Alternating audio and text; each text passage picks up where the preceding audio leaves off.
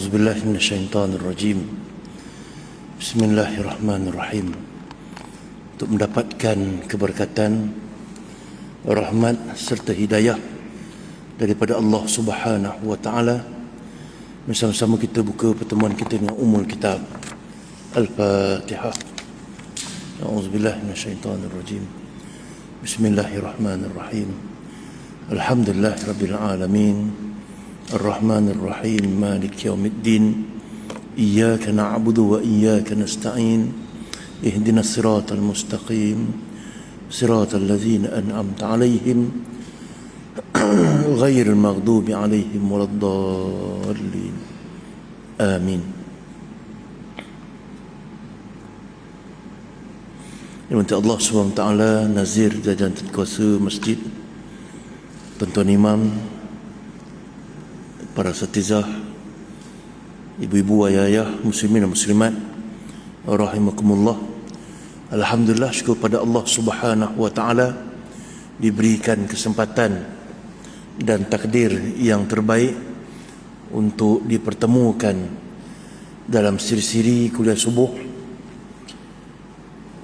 Hampir seminggu lepas kita telah pun bertemu pada hari Ahad, terbincangkan tentang itrah nabawi di alam Melayu ini. Kita penuhkan bulan Rabiul Awal dan Rabiul Akhir ini dengan mengenali Rasulullah sallallahu alaihi wasallam. Setelah kita melihat bahawasanya alam Melayu ini ialah bumi yang sangat kuat keibrahimannya. Daripada 3 jalur isteri Nabi Ibrahim yang melahirkan 3 jalur anak-anak dan keturunan, 2 jalur itu ada pada bangsa Melayu. Kita telah hujahkan dengan berbagai argumen. Tuan-tuan boleh tengok dalam rakaman pada hari Ahad yang lepas. Saya nak sambung lagi untuk kita semarakkan lagi. Kalau siapa ada buku, kita buka ke muka surat 249 tentang bab yang ketiga pada pasal yang keempat, gelombang Ahlul Bait dalam menyebarkan mazhab Syafi'i. Jadi bila mazhab Syafi'i itu sangat rapat dengan Ahlul Bait, sebab Imam Syafi'i itu sendiri ialah salah seorang daripada Ahlul Bait Rasulullah sallallahu alaihi wasallam. Sebelah ayahnya, maka Imam Syafi'i itu bertemu nasabnya dengan Rasulullah pada Abdul Manaf. Abdul Manaf ini ada anak Bani Hashim dan Bani Muttalib. Maka dari situlah bertemunya Bani Muttalib dan Bani Hashim pada Abdul Manaf. Jadi Imam Syafi'i daripada Bani Muttalib. Siapa yang nak ambil buku tu. Untuk memang buku wakaf surau masjid. Jadi duit wakaf orang tu elok diguna pakai. Jadi daripada 2 galur tadi, galur sebelah ayahnya bertemu di Abdul Manaf dengan Rasulullah, dan jalur di sebelah ibunya sangat dekat. Jalur sebelah ibunya daripada ibunya Fatimah binti Abdullah bin Hasan bin Husin bin Ali. Maka Ali itu kahwin dengan Sayyidatina Fatimah. Jadi Hasan Husin itu bukannya adik-beradik. Hasan Husin ni adik-beradik betul, tapi Husin itu sayangnya kepada Hasan, diletakkan nama anaknya juga Hasan. Jadi diletakkan nama anaknya juga Hasan. Jadi Fatimah binti Abdullah bin Hasan, Hasan bin Husin, Husin bin Ali. Jadi Hasan itu bin Husin, dia benda yang lain. Hasan Husin adik-beradik itu je, tapi Hasan Husin dengan kasihnya kepada adiknya, maka diletakkan nama anaknya juga Hasan, salah seorang. Dari situlah jalur Imam Syafi'i rahimahullah.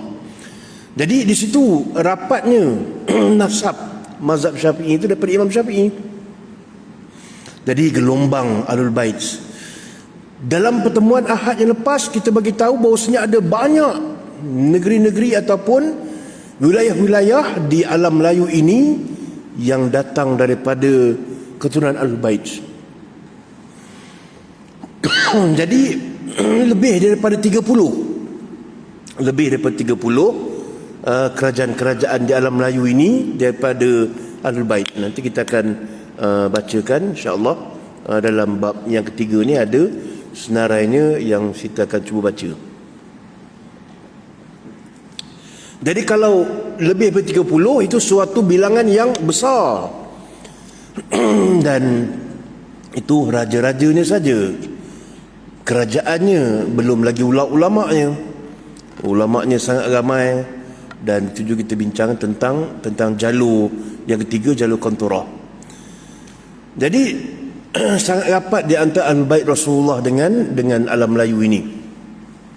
Daripada hari ini kita lihat lagi tentang bagaimana hubungan yang begitu rapat Ahlul Bait Rasulullah di alam Melayu ini untuk kita mencerakini. Biar Rabiul Awal dan Rabiul Tsani kita habiskan dengan meneliti hubungan kita dengan Rasulullah sallallahu alaihi wasallam. Malam tadi pun kita semarakkan lagi kecintaan pada Rasulullah. Malam tadi pentas pun tak buka lagi kan. Dia punya ranca-ranca tu pun ada lagi, masih lagi bersisa. Jadi tahniah sebab kita menyemarakkan kecintaan pada Rasulullah sallallahu alaihi wasallam. Dan itulah yang almarhum Dr. Yusuf Al-Qaradawi mengatakan, di akhir zaman inilah lebih utama untuk kita tonjolkan Rasulullah di saat manusia lupa siapa Nabi dia. Walaupun dia setiap hari bertasyahud, walaupun dia setiap waktu bersembahyang, tapi kadang-kadang dia tak kenal Rasulullah SAW. Jadi kita banyakkan program memperingati Rasulullah. Mudah-mudahan itulah perkara yang terbaik, sebab kita mengkaji dan mendalami tentang orang yang dicintai. Mudah-mudahan kita akan berhimpun dengan Rasulullah di telaga baginda sallallahu alaihi wasallam yaumul qiyamah nanti. Tuan-tuan rahimakumullah, Rasulullah SAW mengatakan bahawasanya, inni tarikun fikum khalifataini, kitab Allah hablun mamdud ma bainas sama'i wal ard atau ma bainas sama'i ilal ard, wa itrati ahlu baiti wa innahuma la yatafarraqa hatta yarda alal haudi. Rasulullah mengatakan bahawasanya, aku tinggalkan, ini tarikun fikum, aku tinggalkan kepada kamu, kita baca Musa 249, aku tinggalkan kepada kamu dua benda, khalifata ini, selepas aku dua perkara. Pertama, kitab Allah, kitab Al-Quran, kitab Allah subhanahu wa ta'ala, firman-firman Allah subhanahu wa ta'ala yang bukan hablun mamdud, yang bukan tali yang menghubung di antara langit dan bumi, yang bukan tali penghubung antara langit dan bumi. Dan juga aku tinggalkan juga itrati ahli baiti. Allah tinggal, Rasulullah SAW mengatakan, Rasulullah tinggalkan juga itrati, iaitu itrah keluarga Rasulullah dan ahli bait Rasulullah sallallahu alaihi wasallam. Jadi kalau itrah ini lagi besar, luas, dan ahli bait Rasulullah SAW benda yang sama, cuma luas dan tak luas. Jadi kalau bait ini lebih kepada keturunan Rasulullah daripada anak-anak cucu Nabi, Sayyidina Ali dan ke bawah, Hasan Husin dan ke bawah. Dan itrah Rasulullah besar lagi. Jadi tuan-tuan puan rahimakumullah, itrah inilah, keluarga inilah, ahli bait inilah yang sampai ke alam Melayu. Jadi itulah tinggalan Rasulullah, dan kedua-dua ini berterusan sampailah kita semua dihimpunkan di Haud, iaitu di telaga Rasulullah sallallahu alaihi wasallam. Tuan-tuan puan rahimakumullah, maka kita melihat dalam pertemuan yang lepas telah pun kita bincangkan tentang bagaimana kuatnya hubungan antara alam Melayu dengan itrah Nabawi. Jadi kehadiran mereka ke sini, kehadiran yang sangat hebat. Mereka hadir beberapa peringkat. Peringkat awal pada seawal kurun ke-9 Masihi, Ustaz 292, mereka hadir pada awal kurun 9 Masihi, iaitu kehadiran secara rasmi. Tapi kehadiran secara umum tu memang orang Arab dah lama datang ke alam Melayu. Sebelum Islam lagi mereka dah datang ke alam Melayu. termasuk juga keturunan Rasulullah datang daripada arah Yaman.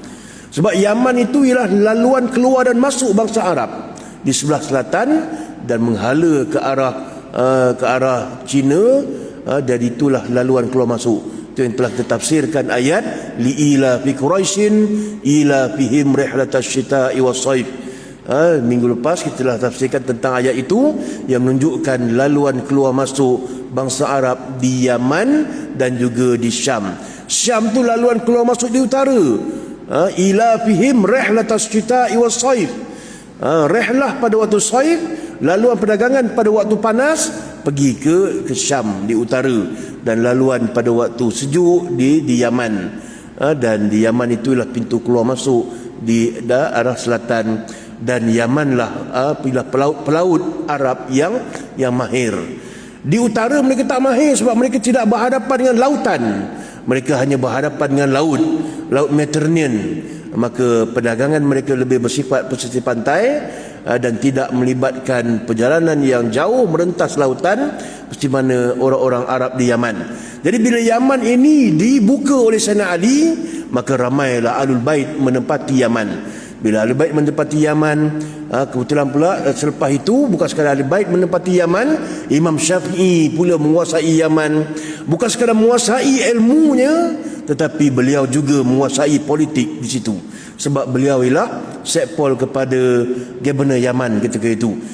Pembantu Gubernur Yaman ialah Al-Imam Syafi'i rahimahullah. Itu bermaksud Imam Syafi'i bukan sekadar imam yang memberikan fatwa halal dan haram, bukan mengajar penduduk Yaman semata-mata, tapi juga menguasai politik di Yaman ketika itu dan menguasai keturunan di Yaman ketika itu. Jadi beliau ada kekuatan keturunan Rasulullah, kekuatan politik sebab sekpol kepada Gubernur Yaman. Gubernur ni mesti besar, dan juga kekuatan keilmuan. Tiga benda ni menyebabkan Yaman jadi base mazhab Syafi'i sepanjang zaman sampai hari ini, tuan-tuan. Jadi bila orang-orang yang datang ke Yaman pergi berdakwah sampai ke alam Melayu, sampai ke China, maka mereka ialah orang-orang yang bermazhab Syafi'i. Sebahagian besar pada mereka ini bukan sekadar mazhab Syafi'i, tapi keturunan Ahlul Bait Rasulullah sallallahu alaihi wasallam.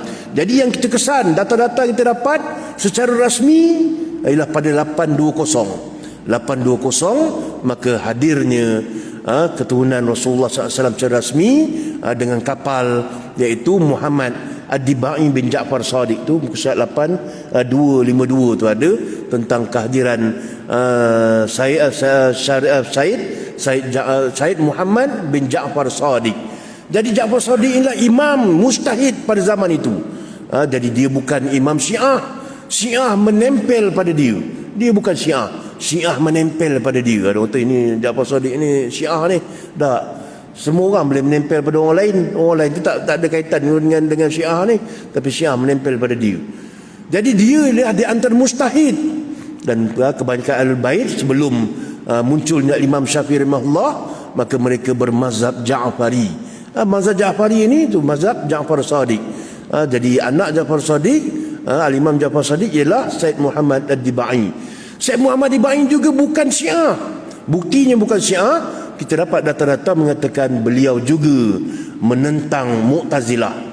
Jadi antara sebab dia pergi ke tempat yang aman di alam Melayu ini untuk mengelakkan daripada pertembungan dengan Mu'tazilah yang sampai melibatkan Mu'tazilah dan menguasai kerajaan ketika itu, menguasai kerajaan Al-Ma'mun dan Al-Amin. Pada zaman Harun Ar-Rasyid, mereka masih okey lagi, sebab Harun Ar-Rasyid itu berpegang pada Ahli Sunnah wal Jamaah. Ramai lagi ulama-ulama hebat. Imam Syafi'i berada pada zaman itu.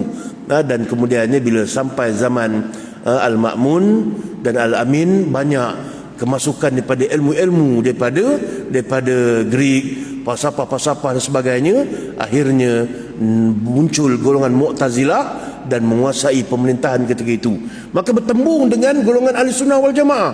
Maka ketika itulah terlihat ramai yang mencari laluan tidak bertembung dengan pemerintah. Maka antaranya iaitu Muhammad Ad-Dibai bin Ja'far Shadiq ini datang ke alam Melayu. Maka datang ke alam Melayu, seperti mana yang telah kita bincang dulu, mereka akan singgah di tempat-tempat persinggahan. maka tempat persinggahan kalau dia ikut laluan tepi pantai, dia akan nampak Gunung Jerai dulu sebagai tempat pedoman laluan-laluan di laut. Tapi kalau dia lalu laut jauh di lautan Hindi, dia akan bertemu dengan Barus ataupun Perlak. Perlak di atas sikit, Barus dia lebih ke lautan Hindi. Itu yang Barus tu bila berlaku tsunami, Barus kena dulu. Barus ni nama sekarang ni Lok Sumawe. Lok Sumawe tu hancur habis kan masa kena tsunami sebab dia berhadapan dengan lautan Hindi. Jadi kalau Perlak tu dia lautan Hindi juga tapi lebih kepada laut Andaman, dia utara. Jadi situ kawasan yang akan dijumpai dulu oleh pelayar-pelayar ni. Maka dia ikut laluan yang jauh di pesisir pantai, mereka singgah di Perlak. Maka di Perlak ini, bila sampai di Perlak, maka Muhammad Ad-Dibai pun disambut sebagai sambutan diraja, tuan-tuan, sebab mereka ini keturunan Rasulullah, datang dengan kapal besar, hampir 100 orang keluarga Rasulullah dan juga pelbagai kelasi yang datang bersama, maka disambut dengan sambutan diraja. Dan akhirnya Muhammad Ad-Dibai mempunyai anak, dan raja pula ketika itu tak ada anak lelaki, maka anak perempuannya bernama Makhdum Tansyuri dikahwinkan dengan Said Ali bin Said Muhammad Ad-Dibai bin Ja'far Sadiq. Maka bermulalah perkahwinan dengan keturunan Rasulullah secara rasmi dengan keturunan raja-raja.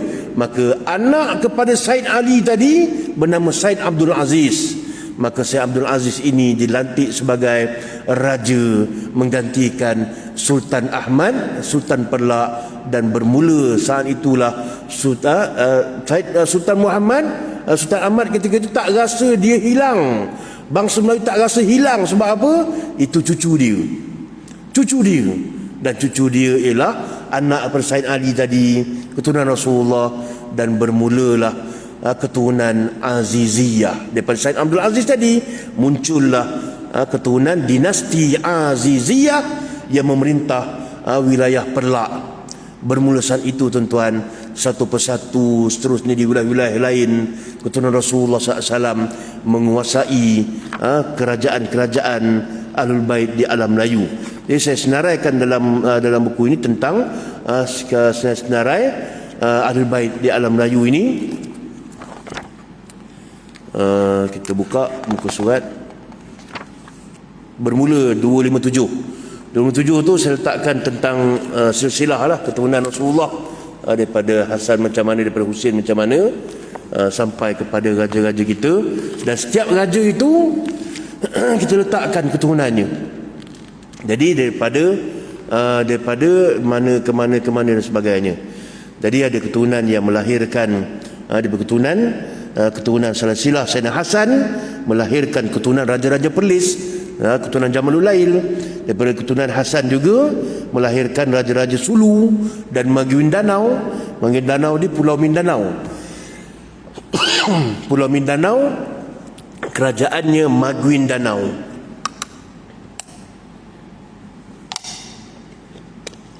Dia juga daripada silsilah keturunan muka surat 260. Silsilah keturunan Sayyidina Hasan, lahirnya keturunan Magi Mindanao, Sulu dan juga keturunan silsilah Said Jamaluddin Al-Kubra.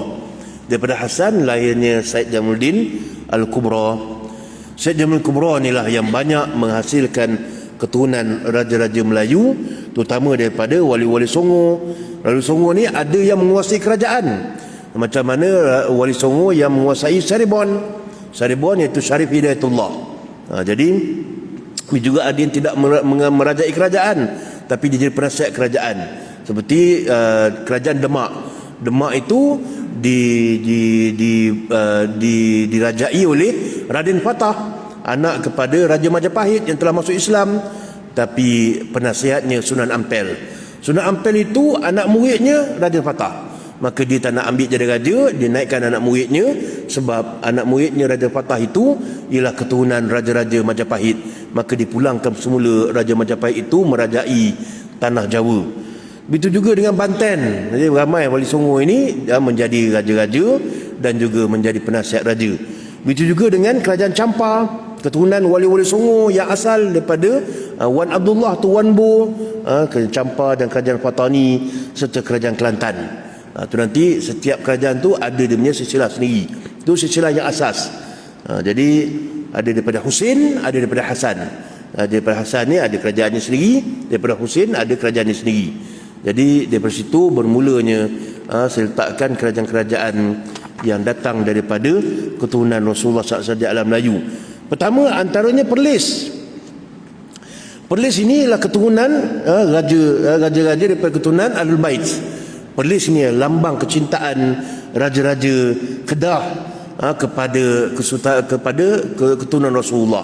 Jadi Perlis ini Musab 262 tu pada Kesultanan Sultan Diauddin Mukarram Shah. Jadi beliau seorang yang sangat cintakan keturunan Rasulullah Ahlul Bait, dan beliau mempunyai seorang pembesar yang diberikan tanah untuk menjadi governor di Arau. Jadi governor di Arau tu Syed Harun. Syed Harun ni sangat dicintai oleh Sultan Diauddin. Maka bila Syed Harun tu dicintai oleh Sultan Diauddin, maka dia kahwinkan dengan puteri beliau, Puteri Tengku Sofia. Bila berkahwin Syed Harun dengan Tengku Puteri Sofia, maka dapatlah anak iaitu Syed Husin Jamalul Lail. Jadi anak Syed Husin Jamalul Lail ini dianugerahkan sebuah wilayah. Arau tadi convert menjadi sebuah wilayah yang besar. Sekarang ni Arau jadi parlimen kecil je. Perlis tu bahagi tiga parlimen aja. Arau apa? Cadang Kasim kan. Jadi sekarang ni jadi kecil, tapi sebelum tu sebuah wilayah besar yang merupakan Perlis sekarang ni. Jadi diberikan hadiah kepada cucunya Syed Husin Jamalul Lail bin Syed Harun Jamalul Lail untuk menjadi raja di wilayah yang bebas merdeka. Jadi Kedah memberikan satu negeri khusus untuk menantunya daripada keturunan Rasulullah, dan sampai sekarang keturunan Jamalul Lail memerintah Perlis Indra Kayangan.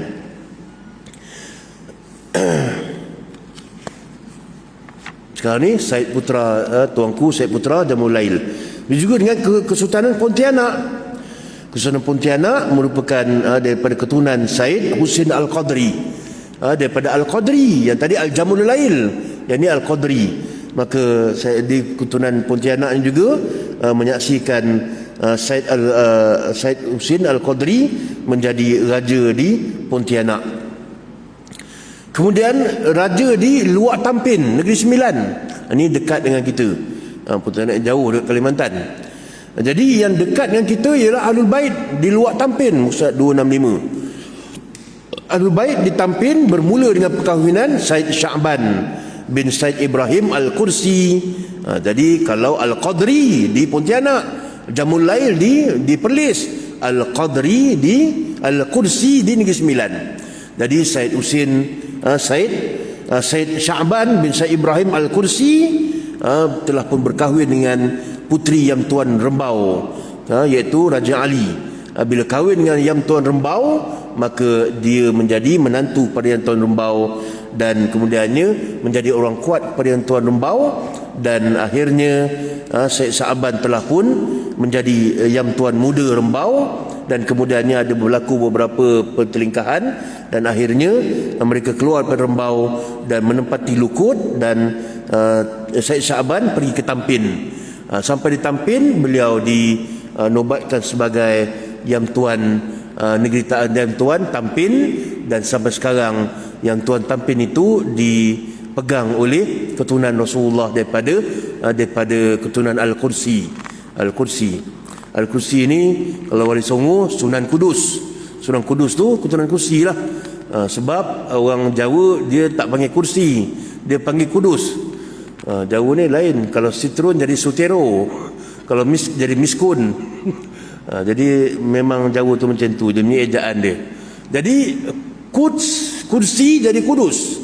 Jadi Sunan Kudus itu daripada Batul Maqdis. Maksud keturunan Rasulullah daripada Batul Maqdis. Jadi panggil Sunan Kudus. Jadi kalau di Malaysia ni di Tampin dia daripada Al-Qudsi. Ramai juga Ustazah Sharifah Hayati Al-Qudsi. Jadi dia punya keturunan ramai. Jadi muka surat 266 tu kita letakkan silsilah kerajaan Fatani dan Kelantan.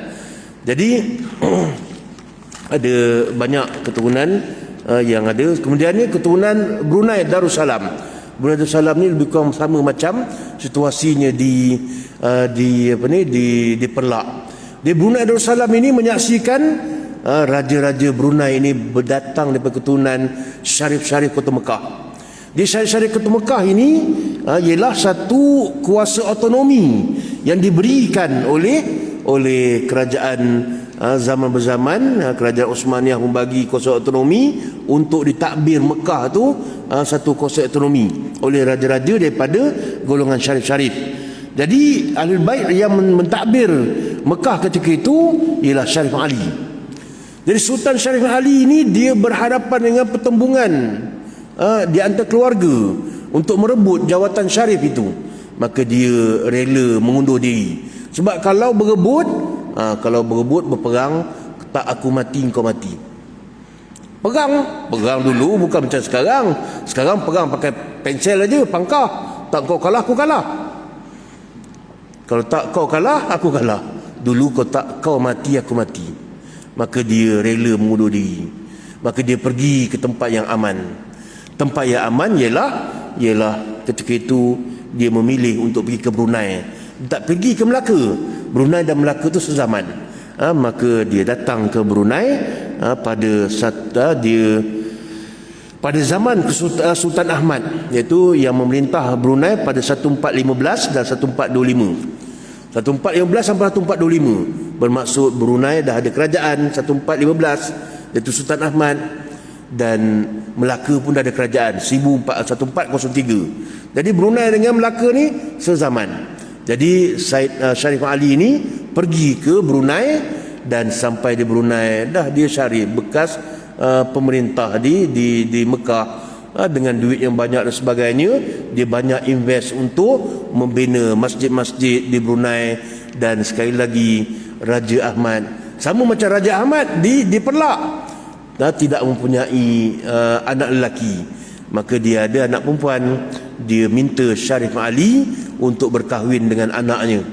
Anaknya Puteri Kinabatangan, bukan Parlimen Kinabatangan, Puteri Kinabatangan. Maka berkahwinlah Puteri Kinabatangan dengan Syarif Ali dan melahirkan keturunan yang berterusan memerintah alam Melayu daripada keturunan syarif-syarif daripada Syarif Ali. Maka lahirnya keturunan itu sampai kepada raja sekarang ini, Sultan Sehasanal Bolkiah. Jadi kita lihat bagaimana itu keturunan yang hebat yang datang daripada raja-raja memerintah Mekah, dan mereka berterusan sampai ke hari ini. Sebab tu pertabalan raja-raja Brunei ini, mereka tidak guna keris, mereka guna pedang bongkok. Pedang bongkok itu ialah pedang yang merupakan pedang nobat, dia dibawa daripada Mekah. Jadi pedang bongkok itu sangat mempunyai signifikan yang sangat hebat dengan kota Mekah. Dia sebagai amir di kota Mekah.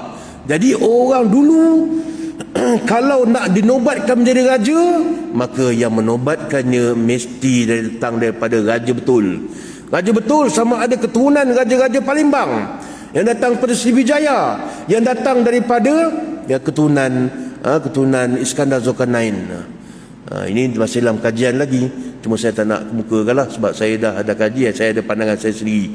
Jadi keturunan itu melahirkan keturunan Palembang, Sriwijaya dan Palembang, dan berterusan pada keturunan Melaka, dan Melaka berterusan pada keturunan Perak. Maka Perak mempunyai kuasa nobat yang besar. Sebab itulah Perak menobatkan Selangor. Selangor bila Raja Lumu naik, maka dia raja, tapi siapa yang nobatkan dia? Maka kerajaan Perak mempunyai nobat, dan dia yang menobatkan kerajaan Selangor. Di Selangor Perak ni ada chemistry sikit lah. Saya orang Perak, duduk kat Selangor. Tuan-tuan dan puan rahmatullah. Jadi begitu juga dengan Brunei. Brunei dia ada nobat dia, sebab dia keturunan Rasulullah yang memerintah di Mekah. Jadi begitu juga zaman dulu untuk naik Raja Aceh dan raja-raja di beberapa tempat lain, mereka meminta penobatan. Penobatan inilah daulat, mendapat penobatan, dan itulah daulat raja-raja. maka dinobatkan oleh raja-raja daripada Syarif-Syarif Mekah. Mereka datang memberikan penobatan. Ataupun daripada khalifah-khalifah Islam, macam mana berlaku di Perlak, maka datangnya wakil-wakil daripada kerajaan Mamalik untuk membina kerajaan Pasai. Maka lahirlah raja yang pertama, iaitu Sultan Malikus Saleh. Sultan Malikus Saleh itu datang daripada pengarahan Kesultanan Mamalik di Mesir. Datang sekali dengan dia punya ulama dia, dan juga membentuk kerajaan Pasai, yang kemudiannya kerajaan Pasai bergabung dengan Perlak membentuk sebuah Pasai yang begitu besar. Dan ketika itu Pasai menjuarai, Melaka tak wujud lagi. Pasai ketika itu tahun 1100 sampai 1300 ialah zaman Pasai menguasai dunia Melayu. Lepas 1300, 1400 Melaka pula. Lepas tu Aceh pula. Dan sampailah kita punya negara dijajah dan sebagainya. Jadi itu keturunan Sultan Brunei Darussalam berterusan sampai ke hari ini. Jadi muka surat seterusnya saya paparkan dia punya silsilah kesultanan dia. Jadi silsilah kesultanan daripada mana Sultan Brunei itu, dan daripada mana sampai ke Sultan Hasanal Bolkiah. Ini kalau bawa Sultan Brunei ni ada dapat pangeran dapat jadi pangeran Azhar Yahya. Tapi tak payahlah, kita dapat ustaz cukup dah. Tak payah pangeran-pangeran ni. Kalau nak mengampu Sultan Brunei ni dapat juga ni rasa-rasanya ni. Tapi tak payahlah, kita buat ni berkhidmat untuk keturunan Itrah Nabawi. Itrah Nabawi kita khidmat untuk manusia kenal siapa raja-raja mereka di alam Melayu, siapa keturunan Rasulullah yang sangat ramai di alam Melayu ini. Seterusnya di Rajah tu kita letakkan silsilah keturunan Syarif-Syarif. Daripada Syarif-Syarif yang memerintah Mekah, keturunan dia, Sogalo dia, dan sambung dengan Syarif-Syarif tadi, Syarif Ali dan keturunan Brunei Darussalam. Kemudiannya kerajaan Sambas, Musa 270 tu. Jadi Sambas punya hubungan yang sangat rapat dengan jurai keturunan Kesultanan Brunei. Daripada Kesultanan Brunei tadi melahirkan keturunan Kesultanan Sambas. Jadi Raden Sulaiman bin Sultan Ibrahim Ali Omar Shah, Sultan Brunei ke-9, dia telah pun memulakan Kesultanan Sambas. Jadi pada Sultan Brunei tadi, Sultan ke-9, dia pergi buka satu lagi kerajaan, iaitu kerajaan Sambas. Maka berlakulah maka dia telah pun membuka negeri baru, dan dia namakan negeri baru itu dengan Sambas, iaitu tempat yang dia mulakan. Dia memakai nama Sultan Muhammad Sofiyuddin, sebenarnya nama neneknya yang merupakan pemerintah kerajaan Matan Sukadana di Ketapang. Ini pulau Kalimantan. Jadi yang dipertuan kerajaan Sambas yang pertama itu Sultan Muhammad Sofiyuddin telah mangkat, kemudian digantikan kesultanan itu dengan ahli bait yang seterusnya. Sampailah 15 orang sultan berganti, sampailah diakhiri kesultanan Sambas itu kerana bersatu dalam Republik Indonesia.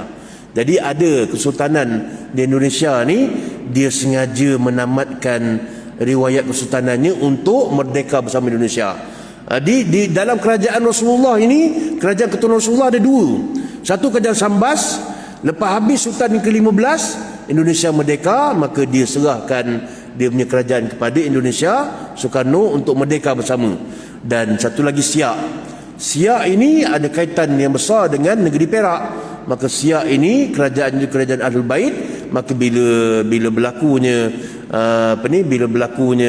kerajaan Soekarno nak membebaskan Indonesia, maka mereka juga menggugurkan kerajaan mereka, dan kerajaan Siak itu digugurkan, dan semua harta-hartanya disumbangkan kepada kerajaan Indonesia sebagai permulaan asas keuangan untuk memulakan Indonesia.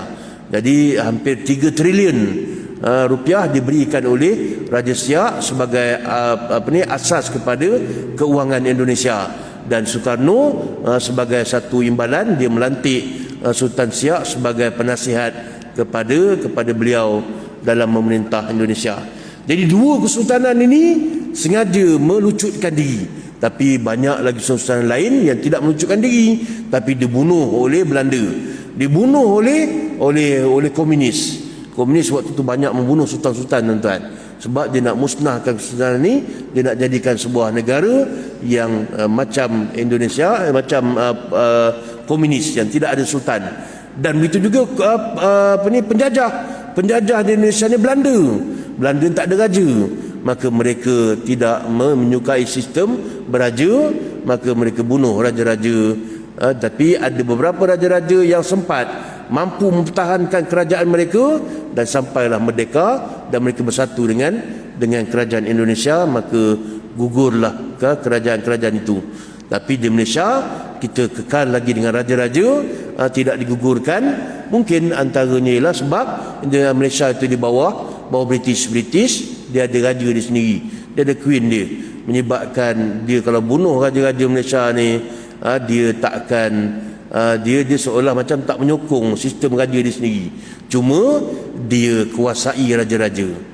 Ada raja-raja yang mampu tidak dapat dikuasai, mereka tentang raja-raja, mereka tentang penjajah ni, maka raja-raja seperti itu kebanyakan telah pun dibuang di Pulau Seychelles, dibuang sampai ke Afrika Selatan, dan ramai raja-raja yang ditakut-takutkan dan kemudiannya terpaksa memberikan sokongan kepada Inggeris. Dan kita lihat itulah yang kita sedihkan. Tapi alhamdulillah kita masih mempunyai ramai raja-raja mempunyai jiwa dan maruah yang tidak bekerjasama dengan Inggeris dan terus nak berperang dengan Inggeris. Macam mana tunjukkan Raja Perak, tuan-tuan, walaupun terpaksa Raja Abdullah tu dihantar sampai Pulau Seychelles, tapi dia rela untuk dihantar ke sana. Panglima juga rela untuk dibunuh, syahid, dan muftinya juga mampu untuk berjuang dengan rakyat.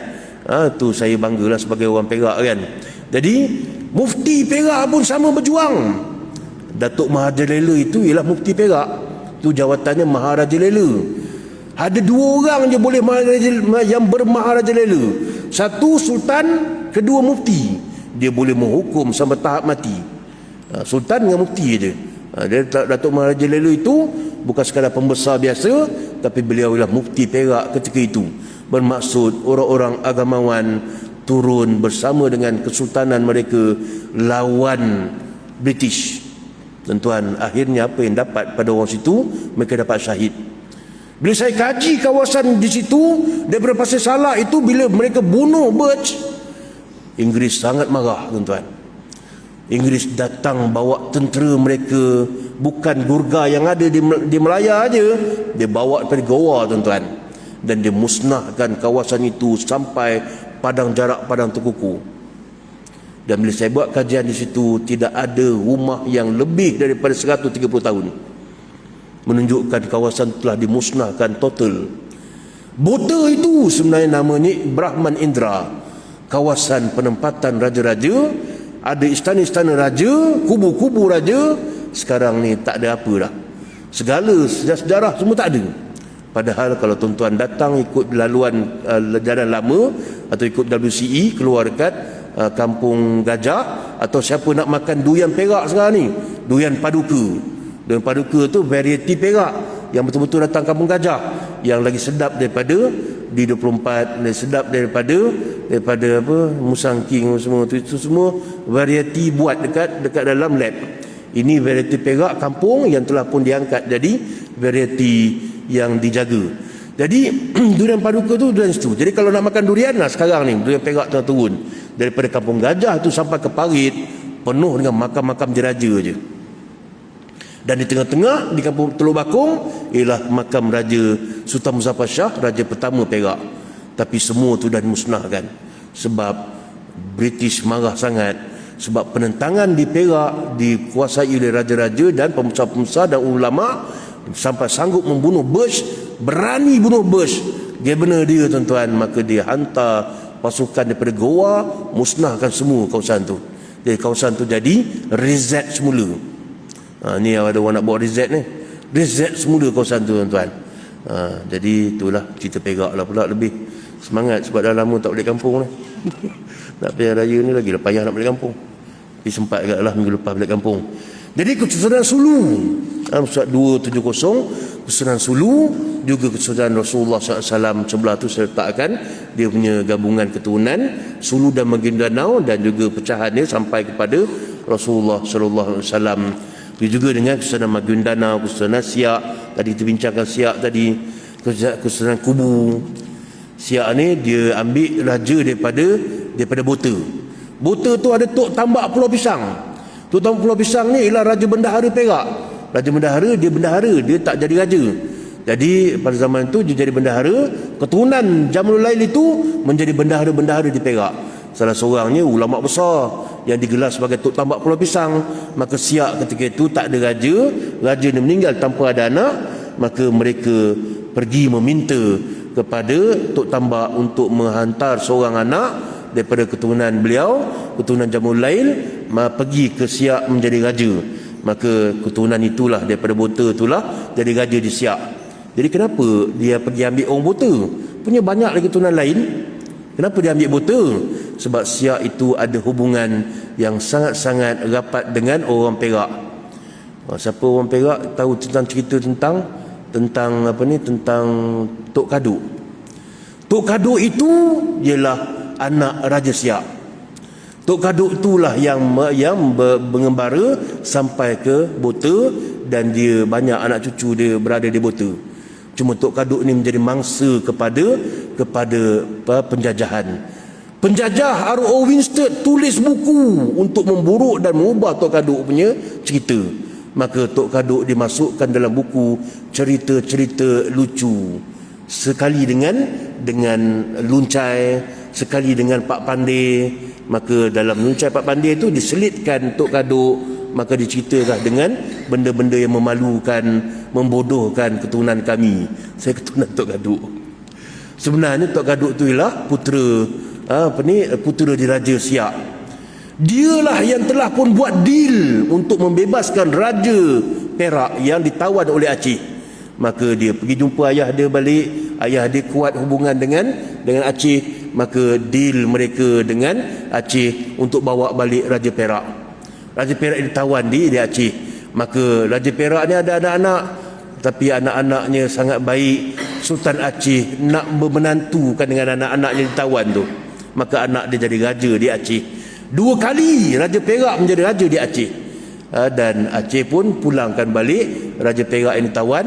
Maka dengan kehebatan diplomatik tadi, Tok Kaduk diberi anugerah sebagai Tok Tua Tan Dewa Sakti. Itu jawatan dia, Tok Tua Tan Dewa Sakti. Kalau pergi kampung saya, ada satu jalan, nama jalan Tok Tua Tan Dewa Sakti. Itu jalan yang disemadikan nama putera Raja Perak, Raja Siak, iaitu Tok Kaduk.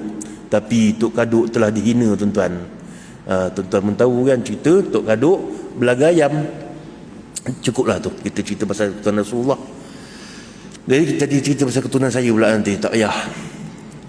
Boleh baca situ. Maka ratus tahun keturunan Jamrul Lail merajai Siak, sampailah dia menyerahkan takhta dia kepada Soekarno. Okey, kemudian kerajaan Kubu, Sabamban, saya baca sebentar lalu lah, kita pun dah lewat. Saya ada program lain lagi ni. Dan kemudiannya di Sarawak sahaja, muka surat 275 itu, di Sarawak sahaja ada 12 wilayah Ahlul Bait. Ada 12 wilayah Ahlul Bait, tuan-tuan. Jadi Sarawak tu besar macam Semenanjung. Di Sarawak sahaja ada 12 Ahlul Bait. Dan pelbagai lagi di Patani, di Kelantan, di Champa, ada senarai silsilah kerajaan Patani, Champa dan Kelantan. Dan juga kalau nak tengok sini, antara ahli politik yang masih lagi keturunan Rasulullah, ada saya letakkan sini Tengku Razali dan juga Tengku Razali Hamzah tu antara keturunan Rasulullah daripada kerajaan raja-raja Kelantan, daripada Long Bahar. Long Bahar ni keturunan Rasulullah yang memasuki dan merajai Kelantan. Kelantan ada Kelantan Baru dan Kelantan Lama. Kelantan sekarang ni Kelantan Baru. Kelantan Lama dia ada Raja Jembal apa semua. Jadi Raja Jembal tu antara keturunannya ialah Tok Guru Nik Abdul Aziz. Itu keturunan Raja Jembal. Nik Abdul Aziz kahwin dengan Tuan Sabariah. Tuan Sabariah tu isteri Tok Guru Nik Aziz. Tuan Sabariah tu adik-beradik dengan Tuan Man. Tuan Man tu anaknya ialah Tuan Ibrahim. Jadi Tuan Ibrahim kita ialah keturunan Rasulullah SAW. Takkan dia nak bagi tahu kan, kita lah kena ambil tahu. Begitu juga dengan Ustaz Nik Zawi. Nik Zawi tu anak buah kepada Nik Abdul Aziz. Jadi ramai sebenarnya. Jadi yang lain-lain tu cari sendirilah. Nanti kan kata saya mengampu pula. Tuan-tuan rahimahullah, kita sangat ramai. Jadi tuan-tuan boleh baca dalam buku ni bab yang ketiga tentang kedatangan mazhab Syafi'i dalam Melayu daripada peranan kerajaan-kerajaan Ahlul Bait. Itu yang kerajaan sahaja, belum lagi ulama-ulama. Ulama-ulama ramai tuan-tuan. Yang raja-raja ni belum lagi ulama. Yang ulama tu kita baca lepas ni lah. Kita pun dah ni pukul 7 suku. Jadi insya-Allah tuan-tuan, siapa yang tak nak beli buku boleh manfaatkan apa yang masjid dah sediakan, dan siapa yang ada duit lebih belilah buku. Sebab saya bukanlah sebab nak sangat jual buku, tapi saya saja buat nota untuk tuan-tuan. Jadi tuan-tuan, sebab mazhab Syafi'i memang belajar tak ada buku. Imam Syafi'i belajar tak ada buku. Jadi saya buatkan nota untuk tuan-tuan. Tuan-tuan keluarkan duit aja beli. Jadi 190, tak bawa duit boleh bank in. Ada tu boleh bank in terus atau bank in selepas ni. Aku qouli hadza, astaghfirullah li wa lakum. Wassalamualaikum warahmatullahi taala wabarakatuh. Bismillahirrahmanirrahim. Alhamdulillahirabbil alamin wassalatu wassalamu syafil anbiya'i wal mursalin ajma'in. Rabbana zidna ilman nafi'a warzuqna fahman wasi'a warzuqna fahman nabiyyin wa ilhaman muqarrabin birahmatika ya arhamar rahimin. Wa sallallahu alaihi wasallam Muhammad walhamdulillahi rabbil alamin. Taqabbalallahu minkum.